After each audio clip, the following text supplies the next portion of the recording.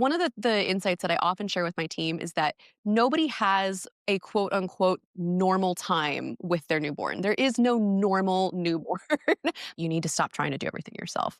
You need to not be up with her all night. You need to not be up with her all day. You need like the best and most important thing that you can do for yourself is get rest. Yeah. Being able to say, I feel this way, is this normal, is so hard, especially as a new parent, especially when you're just really going through it. Welcome to the Femtech Health Podcast. Today, we're excited to have Amanda DeLuca, the founder of Riley, a groundbreaking parenting and mental health app powered by AI. We'll explore Amanda's journey into the world of parenting technology, the challenges parents face, and how Riley aims to provide science-backed, user-friendly solutions for families. You'll learn about the importance of tracking developmental milestones, the innovative features of the app, and how it addresses the pressing need for support in parenting. All right, let's get started with today's show. I'm here today with Amanda DeLuca. She is the founder of Riley. Riley is a parenting and mental health app with AI power. It's science-backed evidence tailored so that each family has what it needs. Amanda, thank you for being here with us. I know here we were just talking about how I wish I would have had this when I was Oh my having god. my own kids. So I'm so excited for you to share your story, your journey into this space. I think it's amazing. Parents need help, and parents, this is a big job to transition over. And when I heard of it, I was pretty excited because I was like, okay, we need all the help we can get. So thanks Oh for my gosh. being here. Share with us how you walked into this space. Sherry, thank you so much for having me. I'm a huge fan of the podcast. I'm just so excited to be here. And, you're so right. Parents really do need help. And this was, Riley came out of a real, like, deeply felt experience that I had, that my husband had, just becoming parents for the first time a couple years ago when Mhm. our daughter was born. And, my whole career, I've been on the technology side of technology, building a lot of the technology myself. I'm often the person in the room who kind of works with engineers, works with marketers, designers to really build the products, especially like the technology products that we interact with as users. And so my whole professional life, I'm really like in this space of how can we solve real, meaningful user problems with technology? And then when, 3.5 years ago, when my husband and I became pregnant, we were like, two product managers. He's also does the same thing. He's a product manager as well, also in the health tech space. We were like, you know what? We got this. We're two product managers. We're very organized. Planning is our stock and trade. We're going to product manage the heck out of pregnancy. And we read all the books. We certainly bought all the things. We watched all the courses. We were like, we got this. And then our daughter was born. And as you know, Sharon, really anybody who is a new or just like a parent of any age Yeah. child in the room, like the first time that you give birth, I think, is like this insane transition of not being a parent to being a parent. Mhm. And it happened very quickly. And we realized that all of the preparation, all of the planning, all of the stuff that we thought we had done to be so prepared just immediately exited our brain. And then to add to all of that, I had postpartum depression, which we didn't plan for because you can't really. It's really kind of hard to say, oh, maybe this chemical thing is gonna happen. And so I just remember sitting with him, especially, when our daughter was really, really little, sitting on the edge of our bed being like, this is so hard, and I feel like it's hard in a way that it shouldn't feel this tough. Like, yes, we're more isolated than ever as parents, that's true, but a lot of the problems I was having were, it'd be 3 in the morning and I would wake up and be like, "Oh, my daughter's making a weird noise," or, "Is she ever gonna sleep again? When does this get easier? Like, when am I gonna start to feel more Mhm. settled?" It was really questions that I would have asked a friend or our parents or our Mhm. pediatrician, and because it was 3 in the morning, I didn't have anybody at my Mhm. fingertips, and calling a nurse helpline, maybe they would call me back in 4 hours, right? So, Mhm. it was really this very frustrating experience of trying to find answers to, questions for which we have great data, and being very frustrated because not only is the internet absolutely full of people and their opinions, but it's also, a very difficult place, even when there is data, and we do have a lot of great data about parenting and early childhood development now. It's very difficult unless you have a degree in economics to understand what is and is not good data. And so another thing I remember saying to my husband was like, I feel like I do have a degree in economics, and I feel like you shouldn't need this in order to know like what matters in early parenting. And that was the experience that really kind of gave birth in a, pun intended kind of a way, really gave birth to Riley and the kind of problem space that we're in right now. I know. I think this is what's so exciting that you're looking at a problem that happened to you personally, and then you're saying, "Hey, how do we come up with something that's user friendly for Yeah, people to be able to have a connection at 2 or 3 in the morning when most of us are all waking up with these absolutely. little people?" Oh my Yeah. goodness. Well, and what was amazing too, Sherry, was that even as my daughter got older and, the type of questions that I had changed. I wasn't as concerned, Mhm, especially as she started sleeping a little bit more. I was less concerned about when is she going to sleep. But then I was thinking, all right, what about starting solids? What about her increasing mhm. mobility? The volume of questions that I had did not decrease. It just changed. And even now she's almost 3. You know, I have so many questions all day long, all week long that very similarly are difficult to find answers to, especially once you get into that Mhm. kind of toddler area where a lot of it is like somebody's opinion about how to deal with tantrums and not necessarily like what does the actual data say is really effective here. Mhm. And so Mhm. that's where, Riley can be really effective as well is that, and again, as you know, Sherry, the questions and the types of issues that you have, they definitely change, but it's not that they like get less over time. There's always going to be something new Yeah. with your children. And so that's really the ultimate vision of Riley is that it really should be a tool that's useful to you as long as you have kids in your house. And that's a really long time, just so you know. I just want you to Oh my gosh. know. Oh my goodness. I And even after that too.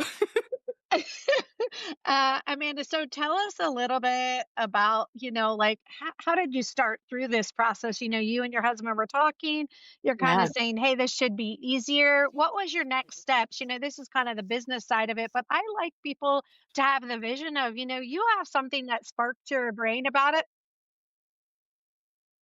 Oh, is it me, Cole? It must be me. Okay, hold on. Sorry. It's usually me. Sorry, I just turned it down. Sorry. Okay. All good. Okay. Thanks, Cole. Okay, so hold on. Okay, so when we think about this is, your husband and you are sitting on the bed, you're kind of talking through this. What's the next piece of when people have these ideas that spark them, but then most people just sort of leave them sitting there because they're so overwhelmed, I think, with Yeah. parenthood or just life in general. And I love it that you actually said, "Oh, there's a problem, and now I'm going to see if I can come up with a solution." Because most people say, "Oh, there's all these problems," but we never make the next step for solution. So I just want to hear that process because I think that's powerful for people to hear. Like, okay, how does the brain work through that next process with you and your husband? Because you are organized and you already have all of Yes. this mindset. And what did you do next?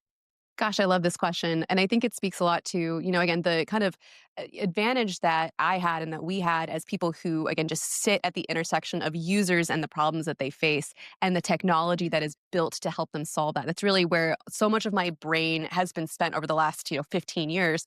And for this one too, it was not an instant process from I'm sitting on the bed talking to my husband thinking I have this big problem. Why is there no technology built around this? And it was also kind of a dual frustration around the fact that there are tools for new parents, there are apps, there is technology, but it's not very good. Or in my experience, it really didn't, solve the needs that I was having.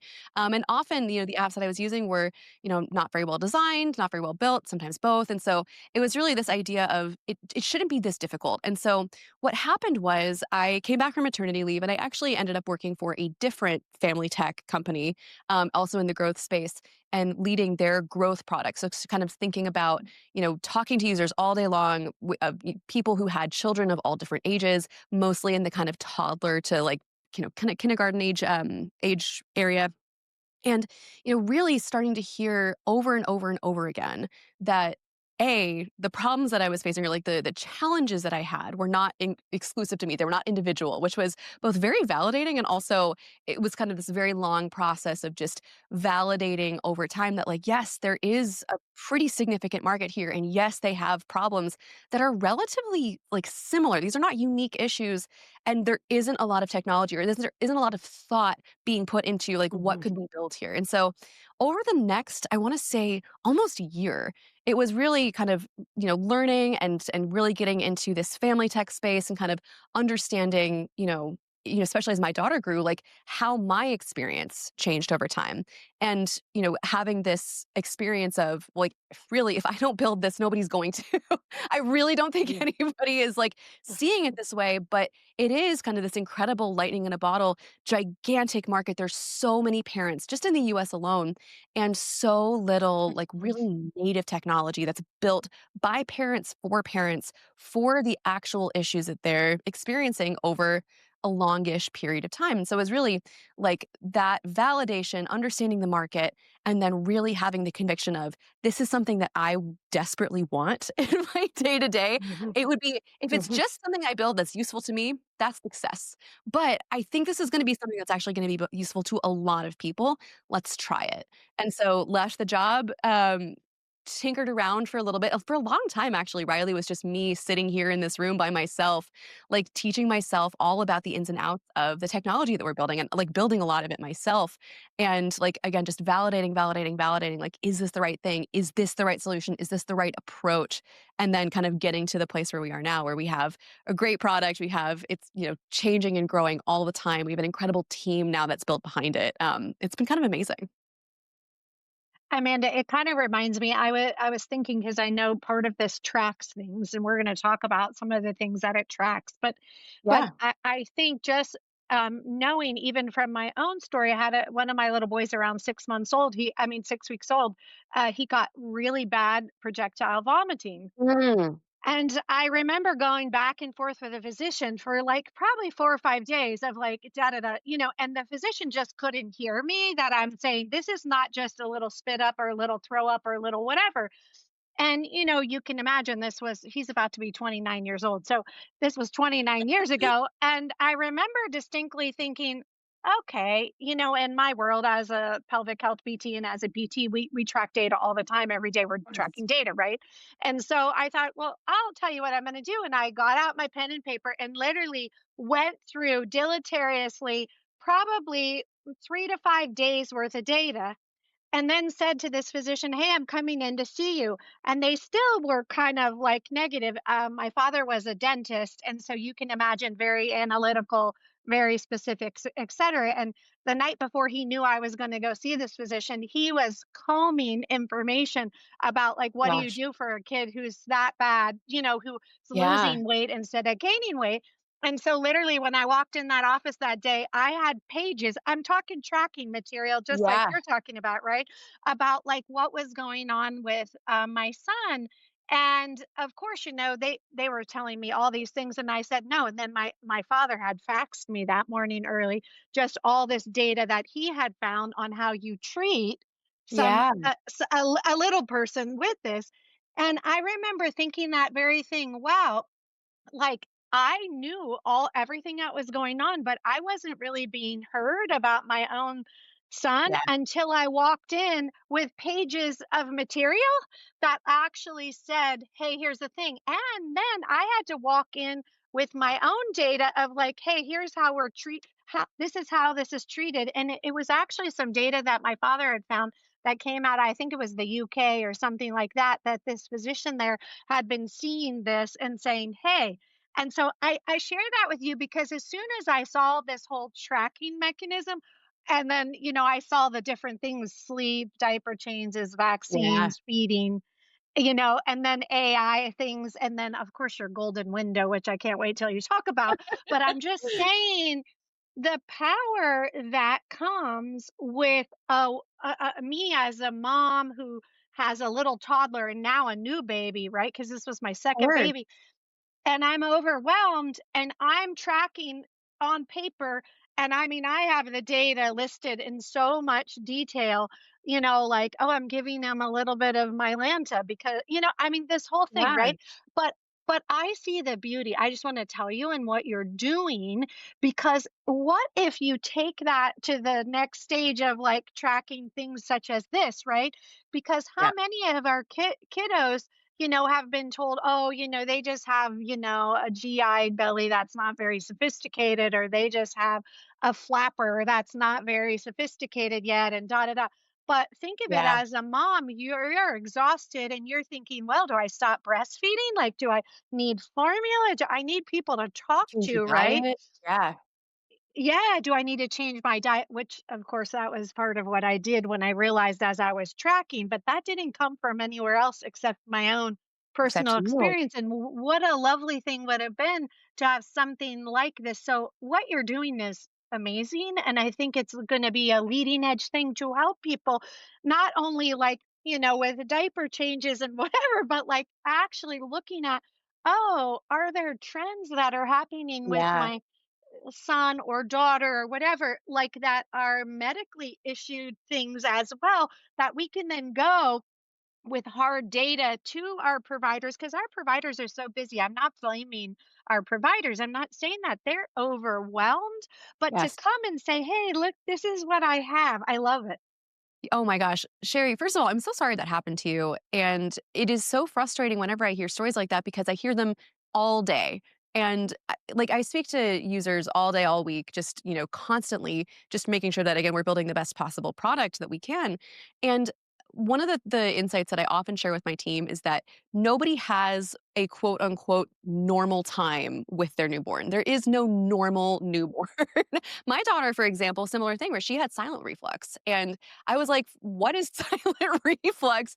And, the point that you just made around just our providers being so busy, we have a clinical advisory board of, pediatricians, clinicians, like people who are real experts in the space. And our founding member, Dr. Kate Roach, who's a pediatric neurologist here at UCSF, she often will remind the team too that over the next 5 years, the amount of individual time that care providers, especially pediatricians, can spend with patients is going to decrease even further.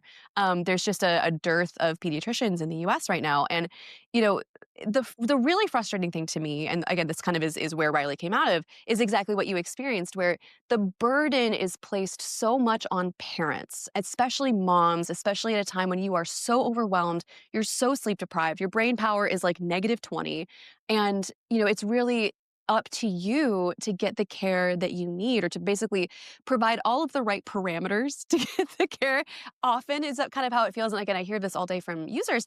And it extends too to, the idea of like, well, how do you start thinking about independent sleep? How do you start thinking about solids? How do you start doing all of these other things?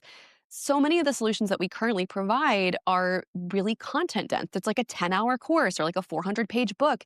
And I remember again, like it was like I remember like sitting and nursing my daughter trying to read this book about sleep, being like, I don't know what I'm reading. I'm so tired. I can't absorb any of Mhm. this. And that's exactly what Riley is intended to help you with. It's intended to, be the expert. It has access to all of this best in class data about like, what really does and does not matter in early childhood development and parenting, but also, different, ways to understand like what is happening in your household, like what's happening if your baby's spitting up or if they're acting really uncomfortable. But again, with my daughter, she with silent reflux was she wasn't actually spitting up. She was Mhm. just so uncomfortable all the time. And like Mhm. helping you identify and then kind of giving you that material that you would have had to prepare yourself to talk to your care provider, right? Our big thing is that we never want to Mhm. replace a caregiving relationship, especially with a No. qualified pediatrician, but we want to make it a lot easier for you to have really good conversations with them and to give you the data that Mhm. you need as parents throughout all of the various and varied stages of parenting to make really good decisions for your family, knowing that no family looks exactly alike. And so it's Mhm. just, my goodness, it can be such a minefield, and it's so so much burden on especially moms to like really Mhm. understand and be like, all right, here, like what is actually going on here? How am I actually going to get noticed to get the care that I need? Mhm. So Yeah. frustrating. Yeah, and I think if you have information and data, and it's not like, oh, we're talking Mr. Google, because I know some of my physician friends are like, oh my gosh, Sherry, people come in with, Google stuff. And I was like, I know, but you have to understand it comes out of people's frustration. Do you know what I mean? Yes. Because, Oh, absolutely. when you're a new mom and you have so much on your plate, and think of it, some of my moms, they're going back to work at 6 weeks, 3 months, 4 months, whatever, in Yeah. some of our different areas. Some of the areas of our country have no care for, postpartum time frames for moms. Some people have FMLA in their state of 3 to 4 months, which is wonderful. That gets a Mhm. new mom and her husband and her partner like up and running, right? But like that's not available everywhere. So trying, and we don't want to lose good people in our professional fields, in our fields of in the workplace, correct? Absolutely. So if we have, I think, something easier, right, for people to be able to have information that's like, I love this, science based information. It's backed and powered by AI, but it's driven out of real information where there's data.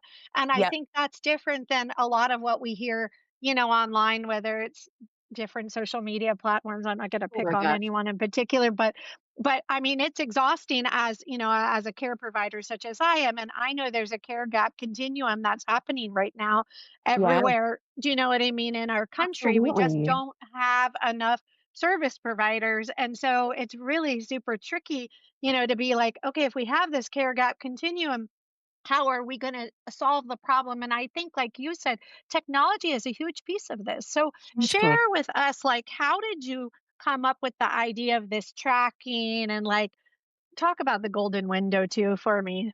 Of course. The tracking is really the first piece that we tackled because this is something that's a really common use case. A lot of parents, really a great example of this where, I wanted to, make sure that my daughter was doing all of the developmentally appropriate expected things. Again, this was kind of a manifestation of my postpartum anxiety and depression, but it was like, she was born really little. She was, less than 10th percentile. And Mm. I was very, fixated on, is she gaining enough weight? Is she doing okay? And for a lot of the parents that we talk to, it's, a similar, like, especially with your first baby, for the first couple of weeks, your pediatrician will ask you to track certain things. And so you have to kind of come armed with this data. And after that, it's kind of a way to just, you know, in a time when you are so out of control, like there's so little that you can actually, control because babies are kind of, not really within your power, especially newborns. Like you can't really control them. They control a lot of your schedule. For me, it was like, this is something that I can look at. This is data that I can look at and be like, all right, I know that she ate 8 times today, or I know that she had X number of wet Mhm. diapers. Like this is what I should be seeing. And it was very comforting to me. And a lot of parents do this for several months. And the first really big frustration that I had was I'm logging all this data. I'm tracking all this stuff. This is very like the one time in my life when I'm so implicitly motivated to provide this kind of like rich data. And it was doing exactly nothing for me. It was just sitting in an app somewhere, just being like, yeah, this is the number of times that your daughter nursed yesterday. And I remember saying again to my husband, I was like, I wish that I had something that could look at this data, this beautiful, like rich data that I'm providing, and could like do something with it, could like give me some insights or just to kind of like help me understand patterns or trends or prepare me for what was coming next. And that was like kind of that first little inkling of Riley of like, oh, we have technology that can actually do this pretty well, like automatically now. I wonder what that would look like.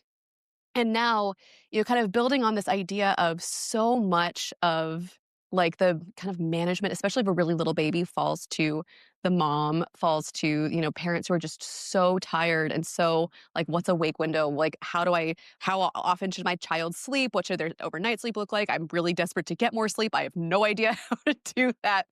What I experienced was that there were a lot of solutions in this space, but again, they were all very content dense. Like we're talking like a 10-hour course about newborn sleep, or like a 300-page book. And I, under the best of circumstances, do not have time or energy to watch a 10-hour course about anything, Sure. especially not my child is a newborn and I'm like, I have no idea what I'm doing. And I ended up because again, this is kind of, this was my job while I was on maternity leave. I was like, I'm going to get my daughter to sleep independently or at least sleep better for naps and overnight. And I Frankensteined a plan based on all of the different things I was reading and ingesting. And I was like, this is my daughter's name is Eleanor. This is Eleanor's sleep plan that I've molded from like 6 different ones. And it was again this kind of thing of like I did so much work and it did work, but I was like, At one point, I paid a sleep consultant, I think, like, $300 to, like, copy and paste my daughter's name into a PDF, like a PDF template for a sleep plan, and I was like, "That was so much," and it was so, I'm not sure how much value I got out of this. I wish there was something that could tell me, just based on my daughter's Mhm. age and her sleep patterns, where she was sleeping, whatever, when I should put her down for her next nap. It doesn't feel like it should be that Mhm. hard. End of the day, it's kind of like a calculator. I wish I could just have something that worked, that knew, and could, like, again, it could kind of learn over time based on, like, how she was sleeping, and that was where Golden Window came out of. So Golden Window is our first, like, really intelligent tool, especially for parents of babies, but really on into the toddler years. I still use it with my toddler, and, it basically looks at your child's age, their sleep patterns, where they tend to sleep, other kind of intake information from you, like, how long are their naps usually, how are they sleeping at night, and based on live tracked sleep data, so basically you press play on a sleep timer, you press stop when they stop sleeping. Based on that data, it will say, all right, here's when you should put them down next, based on what would be developmentally appropriate for them to be awake. And it's just this very simple, like seemingly simple operation that actually, learns as well. So it's really, it takes live data, it takes, everything that you're telling it, and also works without you even having to track data. So if you're like, "I don't really wanna track, I'm not, like, into, pressing play on the sleep Mhm. timer," it will still generate a developmentally appropriate schedule for you, basically saying, if your Mhm. desired wake time is 7 a.m., Mhm. here's the first nap, here's the second nap, here's the third nap, here's when bedtime should be. And then if you do track and you're like, actually, we woke up at 7:30 today, everything adjusts. It's like, all right, 7:30, so next nap should be at this time actually. And then the next time should Mhm. be this time. And so you end up with something that just kind of takes all of the mental math out for you. And over time, we'll look at the trends and not only adjust itself, but also kind of point out to you, hey, have noticed that naps are pretty short. Could be that your baby is overtired or undertired. Let's try adjusting the sleep time a little bit, one way Mhm. or the other, just to kind of Mhm. see if that helps consolidate sleep. Or it could say, as the case for me, nap sleep tends to consolidate around 4.5 to 5 months, starting with the first nap and then going into the second nap. If you have a 3 month Mhm. old who's taking 42-minute naps on the nose, which is very common, that is, again, it can be frustrated, but it is not an uncommon thing. Like, hold Mhm. on, like, hang in there, it will get better, and we will help you get there. Mhm. Mhm. Absolutely.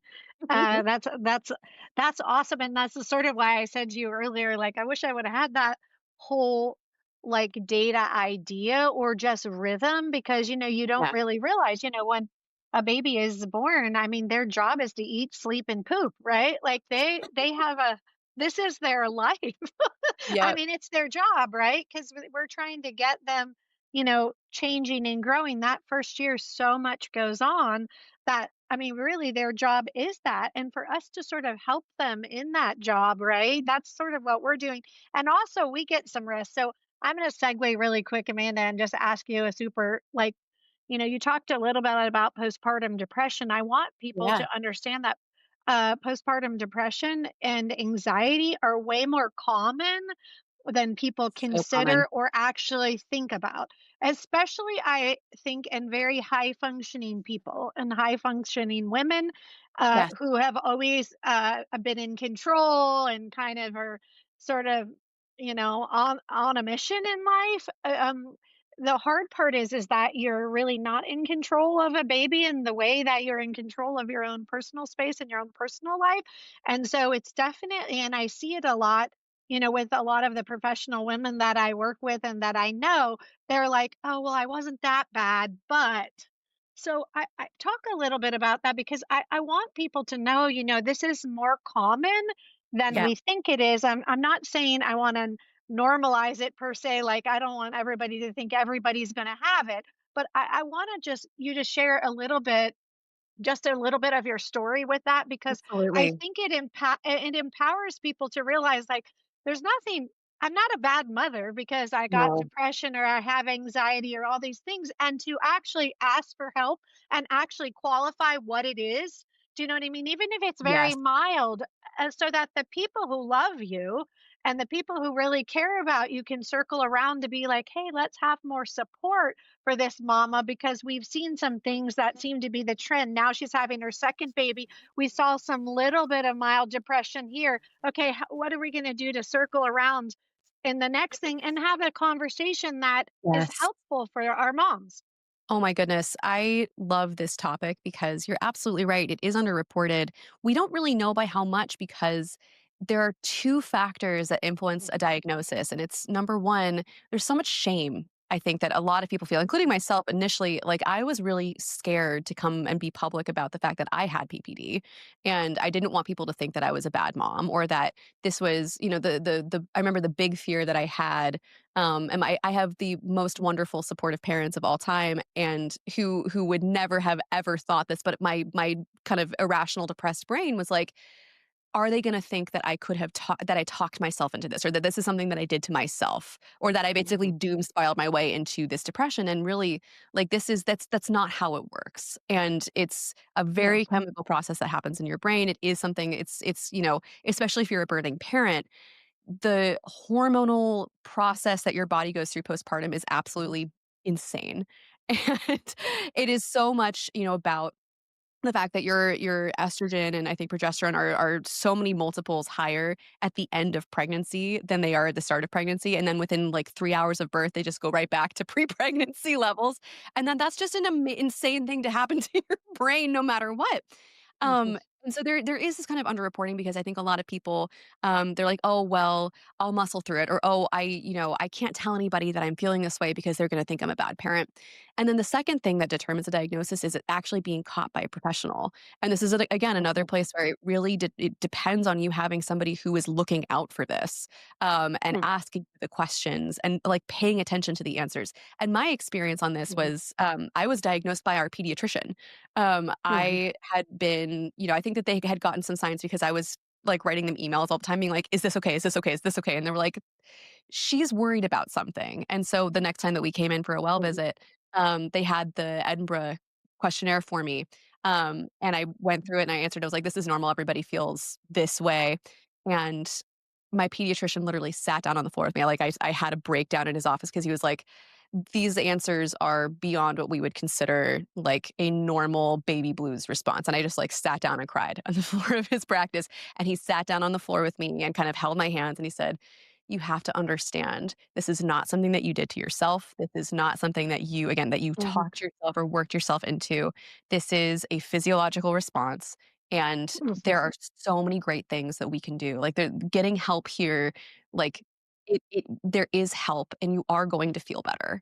And just, like, having him, mhm, like, take my hands and tell me that was so kind of nourishing in a way, and it really did depend on them, like, having that, "Hey, we probably should check in on this person," and then checking in and then paying attention. And I think that's, again, where, mhm, know, inequality and access to quality care like that can also drive the numbers down. And so for me, it really was this, all consuming, you know, it was like, feeling like I was very not in control and I was trying to figure out like how I could manage my life and how I could, my daughter was really little and was I doing enough? Was I producing enough milk? Was I, doing all of the things I needed to do? mhm, And taking so much of the burden on myself was really kind of my response to that because that's my response to everything, especially my professional life. Is like, you know what, I've got this, I can handle this. Like I'll be super mom, I'll be up at all hours of the night, I'll be with her. I was sitting by myself alone with a baby in a room a lot, feeling very isolated and not really realizing that I felt so isolated. And the mm, very first thing that my doctor, once he diagnosed me, told me, he was like, "You need to stop trying to do everything yourself. You need to mhm, not be up with her all night. mhm, You need to not be up with her all day. You need like the best and most important thing that you can do for yourself is get rest." mhm, And like, here's what we can do about that. And my husband, who again, which is just the loveliest, most supportive, person. But like again, we had no idea. We'd never done this before. We had no idea what we needed to do. And nobody really told us because we didn't have Riley. He was like, of course, like and it wasn't that he wasn't trying to be helpful. It's just that I wouldn't let him help at night. I was like, I've got this. I'm nursing. Like, there's nothing you can do. Don't worry about it. You should be sleeping. And our doctor was like, no, stop that. Um, mhm, and that was really, and the other thing that really helped me was medication. And this goes to actually an experience that I've had recently where in the way that I am, I'm expecting my second in the fall, and I wanna be really prepared for a case in which this happens again, and I was researching the medication that I took the last time, which, again, my doctor like, all of my care providers are like, "This is very safe, there's no transference in breast milk, like, you are fine." Dr. Google, on the other hand, said, "You need to be careful. Like, there can be effects, and, like, you need to be." And then I had another I recently switched to a different, care provider who then was like, "Well, you really have to understand the risks of this kind of this can potentially transfer in breast milk if you're, deciding to nurse, and so, like, if you're okay with that." And it was that sentiment that I hear from our users all the time that just made me so angry because the Mhm. idea that my well-being again, for something that we have so much great data saying this actually doesn't transfer, so they were misinformed about this or not, like, well informed enough about the most recent data, which Riley certainly is informed about, but basically them being like, not only is this really not a risk and they're, maybe overblowing that risk, but the idea that, like, it might not be worth it to be well, to be treating myself if I need to be treated because it could in some way impact my child and, like, was I okay with that risk? We talk to women a lot that way, especially moms, especially new moms around, like, "You could do this, but it runs a risk." And that was another reason why I feel strongly about Riley and why I really wanted something like Riley to exist because I wanted to know what the data actually said. I wanted to know, like, what were the actual risks? What are the alternatives? And I was really frustrated by the conversation that we have a lot around this concept of first Mhm. best parenting, where, it's like the Ina Garten, whom I love, her being like, well, if you can't, grow olives in your Right. backyard and press it in your own olive press yourself, store bought is fine. It's like the store-bought is fine like parenting. That's just not in any way reflective of reality, and everybody's first best parenting is gonna look a little different, and so the most important thing is understand, like, what are the risks, what does the data actually say, and then use that to make really good decisions for your family, and it's the getting the Mhm. data from Oof, something that knows oof. what the data actually says and is up to the minute informed about that was a huge struggle, and I think that's also a huge struggle with postpartum depression and anxiety is, like, that data exists, it can be hard to find, it can be hard to understand, and the Ugh. internet, especially social media, is just so full of anecdata of people being like, "Well, I didn't vaccinate my children and they went to Harvard, so you do the math." And it's like, "But that's just not how anything works. That's just not how that is." Mhm. Like, we have so much great data that says vaccines are so important, and, like, that's, like, not even correlation, that's just, like, 2 random things that you've said. Anyway, it's a long diatribe, but that's a lot of how we talk about women's especially mental health in parenting. Mhm. And I look at mental health like this, especially from a parent's perspective, as like, it's like when you're flying on the plane and they say, hey, you put your oxygen mask on first, so then you can put the oxygen mask on your little people, right? Like, I mean, I think if we're not well as a parent and we don't feel good, and, it kind of rolls into our space, in the pelvic health space where I'm treating Yes, prenatal and of course. postpartum women. And I'm trying to help them physically feel well because there's a lot of data that exists that if a mom prenatally has back pain or pubic pain, pelvic pain, that she has more likelihood for postpartum depression or postpartum anxiety. So my Yeah, team literally has data that they look at, all throughout people's pregnancy, so prenatally, but especially those last 6 to 8 weeks, tracking people's mood yep. patterns, tracking their pain patterns. So we're not just looking at their musculoskeletal health. We're saying, and if we see anything, we say something. Like Ugh, my that's staff so good. knows, like, here's the things you're screening for every visit you see them.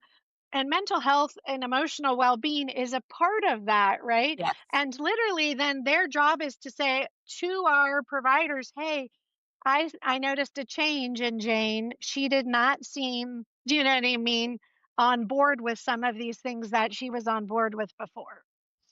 Because There's sometimes that slow, slippery slope is happening right before that yes. ever occurs.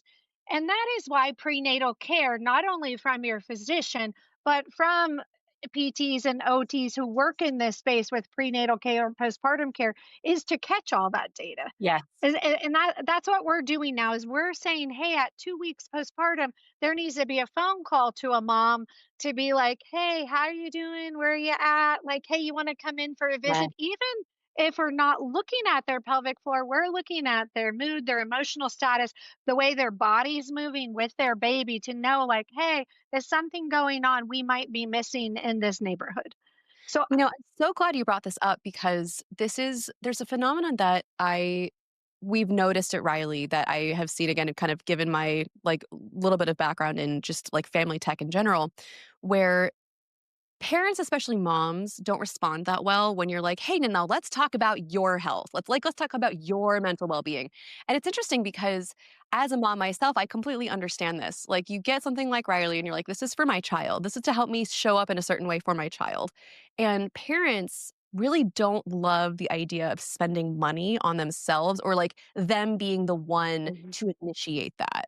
And so one of the things that, I love that you've kind of brought up the, final 8 weeks of pregnancy into the first 6 weeks of postpartum, that being an incredibly critical time for people, especially, the Mhm. birthing parent. And, you know, there's this kind of process that we're building right now. We're actually doing a lot of research right now at Riley with another member of our clinical advisory board who is an LCSW specifically focused on the postpartum period, basically the prepartum and the postpartum period, basically saying, all right, how can we start to do something similar? How can we start to solicit little bits of information without being like, now we're going to talk about you because people are like, no, thank you. But if we can do this in such a way that we can start to understand a little bit how they're doing, what their like physical experience is. Again, are they seeing like an occupational therapist or a physical therapist? Or for me, I did both, which was fabulous. And I also saw I got prenatal massages every now and again, which I think made such a huge difference. Oh. So great. And like what are some of the things that you're doing? And really trying to suss out like, are there like little medium like yellow flags that we can start raising both Mhm. prepartum and then immediately postpartum, Mhm. that eventually what we'd love to do is connect with your care provider or connect with, all right, here are the things that we're seeing. Here's something, now that you're going in for your child's 2-week well visit, some of the things that you might want to talk to the doctor about both your child as well as like here's some things that are happening for you, just as a suggestion, and kind of thinking about like, really taking care of the parent and especially the birthing parent as part of the care that we provide to really new parents, and also kind of the, like, final stages of pregnancy as well, so that we can start to combat a little bit of the, like, A, it doesn't get caught, like, the postpartum depression, postpartum anxiety just doesn't get seen, or the again, like, trying to Mhm. combat a little bit of the shame of talking about, like, "I feel this way. Is this normal?" Because being able to say, "I feel this way, is this normal?" is so hard, especially as a new parent, especially when you're just really going through it. It's like, "This is probably fine. I don't need to think about myself. The star of the show is the baby. Are they doing okay?" And it's really like, we talk about the mother-child dyad a lot, and it really is, the wellness of the parent really does impact the wellness of the child. And so being able to say and, like, give people the language to talk about how they might be doing, especially if they're not doing that well, without being like, "Hey, you might have postpartum depression. You should talk to somebody about that," because that sends off a lot of warning signals for users too. And so really trying to be thoughtful and provide, the right data, the right equipment. We talk about it like the toolbox of how can we like That's really empower parents, especially moms, to have these conversations in ways that are so needed. I 100% agree, and I think I really appreciate you sharing it because I think it we're sort of shamed, I think, when we express that, and Yep. I remember, with the birth of my first son, just, traumatic labor and delivery, et cetera, we ended up back at the hospital, couldn't get my milk to come in, it was this crazy story, and I remember, thank God, a nurse finally came in and said, "But how are you feeling?" Yeah. Finally, after, 4 days of this crazy, and I said, "Well, I'm not feeling very good. I think I have an infection, in my floor and my scar line that basically Yeah. tore, right, during labor and delivery." But of course, right, like, I'm so hyper focused because that's what everybody tells you, and the baby is the center of everybody's attention, and I totally when she asked me at first, I said, "Well, I don't have any problems." And she goes, "Wait a minute." Like, do you know what I mean? And thank goodness, right? She could kind of read through all of it. And, because here Absolutely. I work in this world, I know, right? But like, oh no, the baby's everything. And so I guess this conversation I think is so valuable so that everybody realizes like, hey, if there are these little yellow flags like you called them, I think we get the ones that are really bad. Do you know what I mean? We see them, we Oh know yeah. what they are. We don't miss them a lot, but it's those little ones that are sort of in the in between that we don't track enough of it until maybe then it does get really bad where maybe we could have intervened way earlier because we're with these people and we know them And so I think there's a beauty to all of that. And I love it that you're working through and thinking about all of that because I don't want a mom to think, oh, I got lost in all of this. I don't even know how to take care of myself anymore. And this is part of what I see, Amanda, a little bit is that, when you have all these musculoskeletal changes because you have a Yeah. baby, you sometimes lose sight of like, okay, well, how do I take care of myself anymore? Absolutely. And I think, the other thing that is really important to call out is that, especially if it's your first child, you don't have any like benchmark. You don't know what good and Mhm, bad necessarily is. And for most women in particular, the benchmark of what constitutes bad is extremely artificially high. I can't tell you how many times, yeah. Sherry, I've had a conversation like just last week, I was talking to a user describing her first child's birth, and she was like, "Oh, it was pretty normal. He was premature. My milk didn't come in for 10 days. We were in and out of the hospital. He got jaundice, and then I got mommy wrist, and like I couldn't hold him for a while." And I was like, oh my gosh. Like, she started off by saying it was pretty normal, and then just, described this litany of things that would be so stressful. Any one of them would be incredibly stressful and difficult, and she's just like, "Oh, yeah, thing, thing, thing, thing, thing." And we really don't have a great, like, sense of, how should I be feeling? What should this Mhm, be? And even, especially if you have a tough time the first time, your threshold for what is and is not bad is artificially skewed. And so being able to say, and again, kind of ask after the like, how are you doing? How's your body doing? How is your like brain doing? How are you feeling about all of this? Knowing that, especially in the first 6-ish weeks, it's like, yes, I'm very overwhelmed. That's very normal to feel mhm, overwhelmed. But what constitutes an abnormal overwhelm, right? Care mhm, providers are very well equipped to be able to suss that out if they're looking for it. As mhm, parents, as one experiencing it, it's very difficult unless you are a care provider. And even then, one of the things that mhm, our founding member of our clinical advisory board tells me all the time, she's like, I'm really glad that I have Riley, even though I'm a pediatric neurologist with 2 children who does this all day, every day. She's like, sometimes you need to be reminded what you know. And sometimes, mhm. especially when it's your own children, our Absolutely. tendency is just to be a little bit irrational because it's our kids, right? And so you can be very Mm, logical when you're thinking about like the medical case, but when it's your own children, sometimes you need to be reminded what mhm, you know. I experience that all day too. mhm, And so being the mhm, force that can help remind what is known and again, provide the context of, here's what the data says, like, here's what we know. For example, we can very confidently say there are certain things that if you decide to nurse, it's wonderful. It, especially early on, helps prevent some ear infections, cases of diarrhea. But a lot of what you hear about it making your children taller, faster, smarter, thinner, et cetera, is completely not supported by data. And a lot of times when people come to us and are like, "Hey, is breastfeeding really best?" They're not really asking, "Is it best?" They're like, "Am I a bad mom if I don't exclusively breastfeed?" And we can pretty mhm, confidently be like, mhm, "No, you're not a bad parent if you don't exclusively breastfeed. Here's what the mhm, data says. Here are the different like options. mhm, Let's help create something that's gonna be really good for you and your family, knowing that the most important thing is that your baby is fed. That's thing that is, like that's baseline, we need to make sure that that's happening. However that happens, great.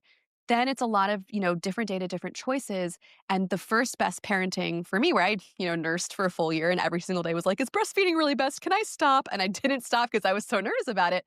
The first best parenting for me is gonna look a little bit different than, one of my very good mhm, friends, recently had a baby, and she's not able to have children biologically, and so they used a gestational carrier. mhm. Breastfeeding is not an option for her, and so being able to say, like, "No, your child is not gonna be at a disadvantage because breastfeeding is not an option for you."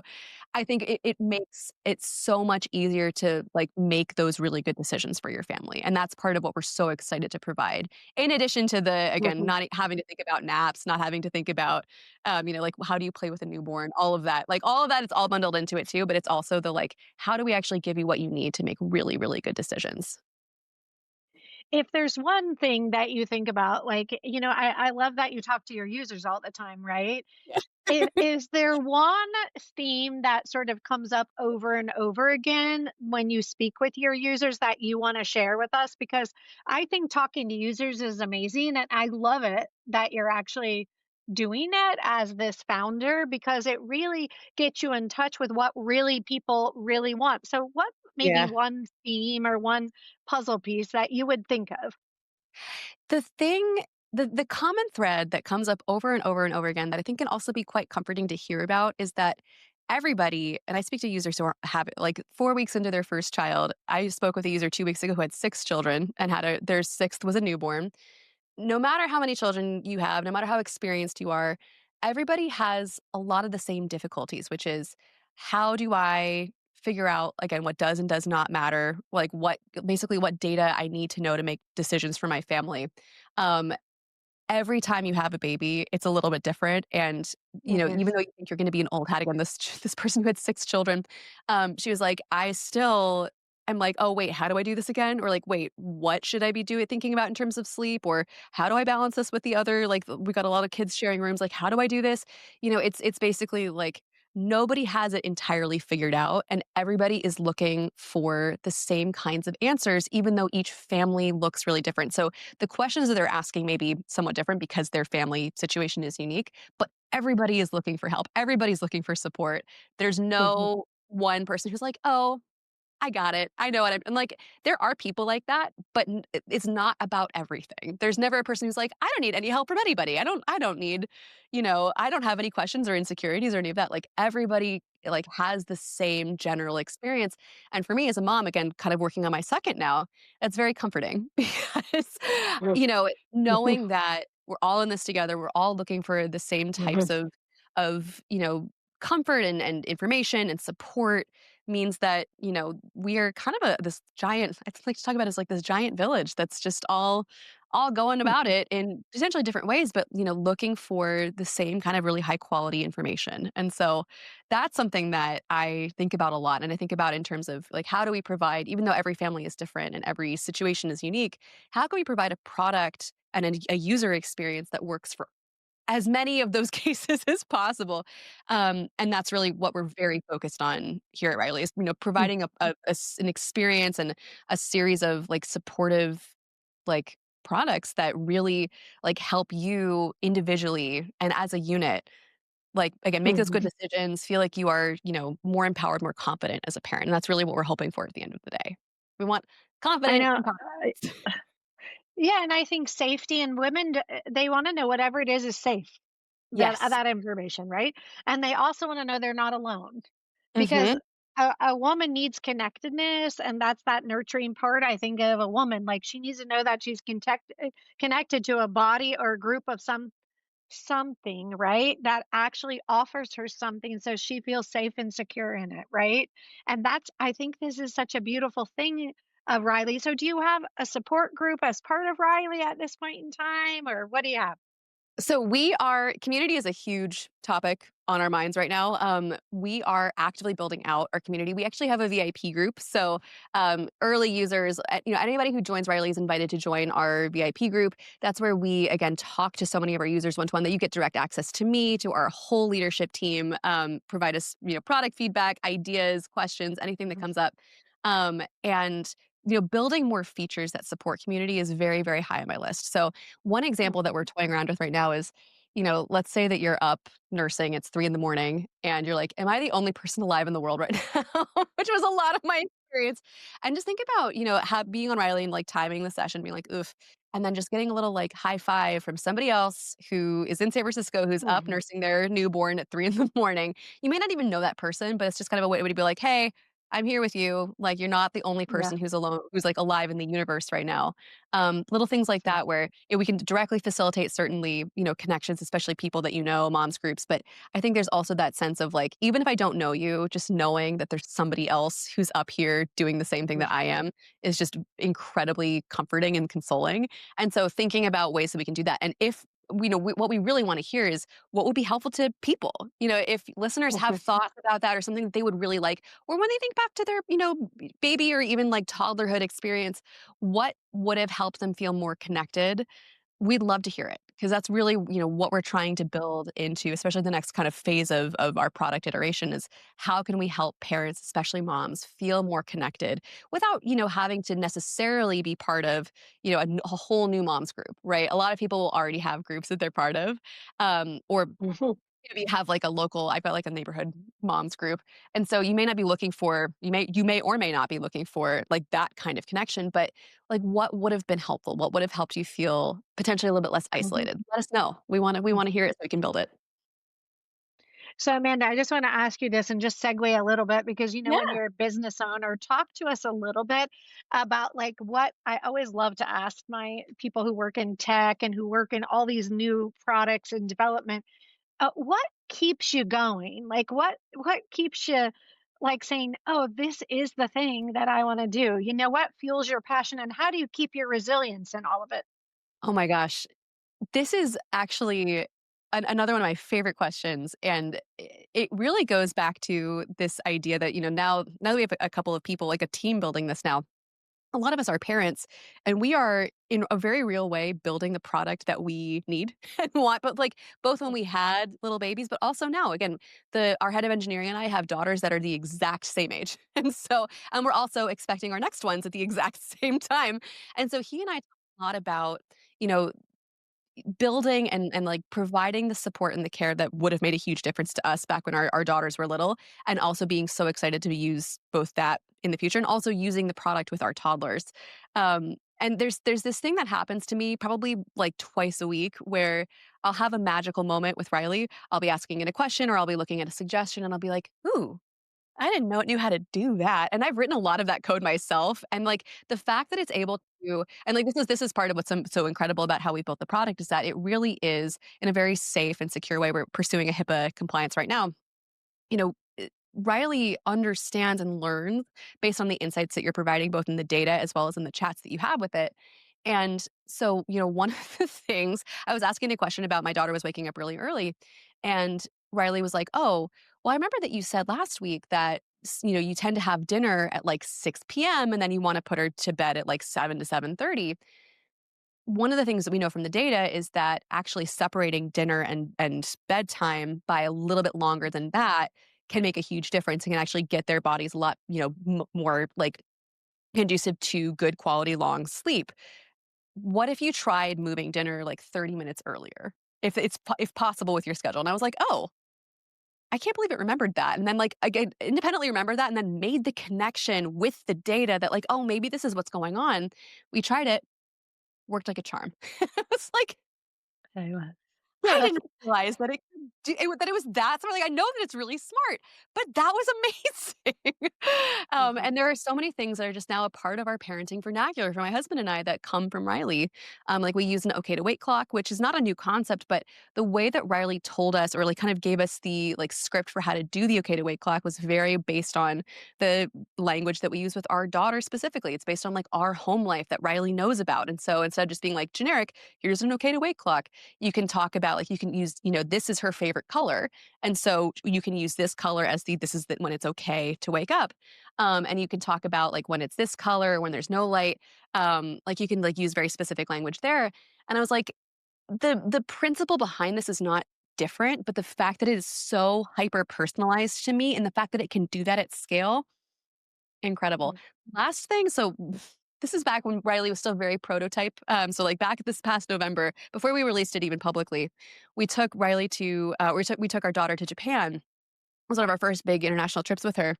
And Riley not only knew that we were in Japan, because we gave it access to our location data, um, it also knew that we were working on language acquisition and vocabulary with her.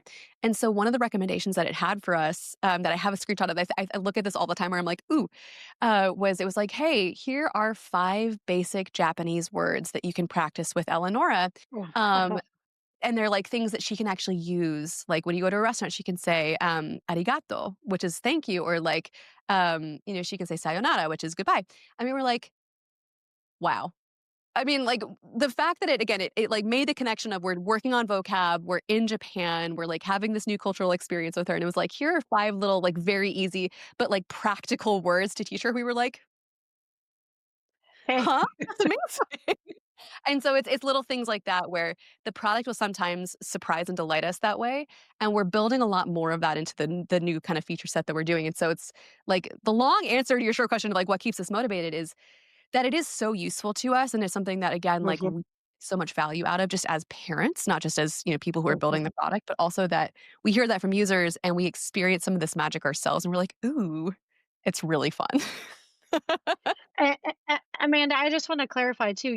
When you just talked about HIPAA compliance, I want people to know what that is so that Yeah. they don't think that their data is going all over Oh the my gosh. place. Because I do think sometimes, people don't understand with some of the AI powered work that's out there that when you have a HIPAA compliant product, it's not going everywhere, it's staying right. And that's why medically driven apps are so important. Do you know what I mean? Because they're Yes. medically driven, because they are HIPAA compliant. So Yes. talk a little bit about that, because I don't want people to get, some people get fearful of Of course. utilizing AI because they think, oh, and I think when hey, something is a HIPAA compliant platform, it changes the idea, because look at what it just did for you traveling. I mean, I think Oh my those are the gosh. great things, right? No, absolutely. And another, I think, important piece of that too is that a lot of us, especially those of us who are parents at Riley who are using Riley, we're like user zero, one, two, and three. We are, for me as a parent, the safety of my information, especially any information that I'm giving about my child on the internet, is of absolutely prime importance. And, we really, from the ground up, have built Riley to be as safe, as secure, as possible with the data that our users are giving us. And so, HIPAA compliance is a really specific kind of like basically data certification that says that we are being very, very thoughtful and very careful with any sort of personally identifiable information that users give us. And that we Mhm. are following practices that make sure that, like, again, we're not training any models on any user information. That's very important to me. No user information is going into like any model training. We are not, using the information or like the insights that Riley drives. Like that's not accessible to any other user. And it's also not acceptable to most people who aren't me at Riley. We Mhm. do not look at individualized queries except for support. We look at Mhm. aggregate data, but again, that's at a very high level. Nothing is Mhm. like personally identifiable. And it's really, with this mission in mind of we want you to feel really comfortable talking to and like kind of giving information to this tool so that it can provide really good quality support knowing that your data is not going anywhere. Your data is only ever accessible to you. It's not accessible to most people even at Riley. And that, Mhm. when you give again sometimes it can be not even like sensitive data but data that like for me would be like you know my thoughts and feelings about things or my worries about things that like it's almost becomes a little bit of a diary in a way and I'm like I don't want that getting out anywhere else and we want you Mhm. to feel like you can have that kind of a relationship with this tool while knowing that that's all going to be incredibly private to you and that there's nothing Mhm. that you tell it that's going to in any way be used for any other purpose than providing the best quality care. And with medical apps in general, especially any medical apps that are interfacing with like pediatrician offices or like care providers in general, which is something that we're going to be looking into in the future, Mhm. there's a requirement around that where you have to have PII, personally identifiable information that has to be handled in a very secure way. And so it also is a little bit of a response on our end to what we see as somewhat of the Wild West in AI, where there are so few regulations around this, and a lot of companies, even ones that we use like internally, like like ChatGPT is a great example of one that is pretty secure, but you know there are companies out there, especially kind of these upstarts, who are not being very thoughtful about how they're using their data, that like are very hackable in a way that make us really nervous and we really want to set the tone of what you do with your users' data is important. It matters. And you need to have a really good eye to how you're protecting your users and their data because this is something that if it gets exploited, it's horrible. I can't imagine a worse feeling both as a parent using Riley and, as the person building Riley thinking about a case in which this could ever be hacked. And so we're making sure that it can't be. Um, Mhm. so that's really what we're thinking about. Amanda, so tell everybody where to find Riley, and you may want to tell everybody about this name Riley. Why did you call it Riley? Oh my goodness, I wish I had a better answer than what I do. Actually, a lot of people are like, "Is that your daughter's name?" And I'm like, "No, but wouldn't that be cute?" No, so I when I was originally thinking of names for this tool that I wanted to build, I wanted to be a personal name. Like I wanted it to be something that you can think of like and like have kind of build a relationship with. I wanted the name to be gender neutral and playful but not childish. I didn't want it to be like a kid's nickname because this is not an app ultimately for kids. It is an app for parents. Excellent. And also one of my favorite movies of all time is Inside Out by Pixar, and the little girl's name is Riley in that movie. And I think I just watched it maybe 3 days before I named the company. I was like, "Oh, Riley's a good option," and then made the connection after the fact. So that's why Riley is called Riley. And you can find us at rileyapp.com. It's RILEYAPP.com. You can purchase your subscription from our website. We are undergoing, or not undergoing, we are currently giving out founder pricing. So, our probably next month, once we are out of our kind of early bird pricing, and the prices are going to increase. Right now, it's I think $10 a month for an annual subscription. It's $15 a month, or $12 a month for a monthly or quarterly subscription. And we're really, really excited to again build the best possible product here from our users, and build this really with you. I love it. Thank you, Amanda, so much for being with us. And I know as you move along, we'll be talking again because I love what you're doing. And I think it helps families and new parents, and it helps us keep moving forward together to have better and more reliable information. When I saw the word Riley, I was like, the first thing I was like, oh, that's like something reliable that I could depend on. Do you know what I mean? And I don't that's the Absolutely. only reason I asked you that question because I was just like, "Oh, I love it." It's an easy thing to say as well and just to remember, but I think all of the things, I come out of the medical world, and I think this has so much application into the whole medical, world, and think of it, parents might have never had to see many providers in their life, and then all of a sudden they have a baby, and suddenly, oh my gosh, they're seeing all All these the providers providers. and they're interacting, yeah, with all these medical people that they'd never really had to interact with before, and they need help a lot of times in that. So I see this tool being absolutely so helpful. Do you know what I mean? For all of us in the medical field as well to be interacting with So new glad. parents and parents with multiple kids, etc. So thank you again for your time. And I Sherry, love it thank that you I so got to much. meet you. Oh Yeah. my gosh, same here. No, I'm thank you so much, Sherry, for having me on. This has been fabulous, and we're honestly just so excited. We're just getting started, so there is going to be a lot of really amazing, things that we'll be doing in the future. Just so excited to tell you about it and to hopefully, again, kind of our motto is that we're raising a generation of empowered parents. So excited Uh, to do it. Yeah. Well, thank you. You keep raising that generation because we all need it. So I don't care how old you are and how old Oh your my kids goodness, are. So absolutely. Oh my goodness, Sherry, thank you so much.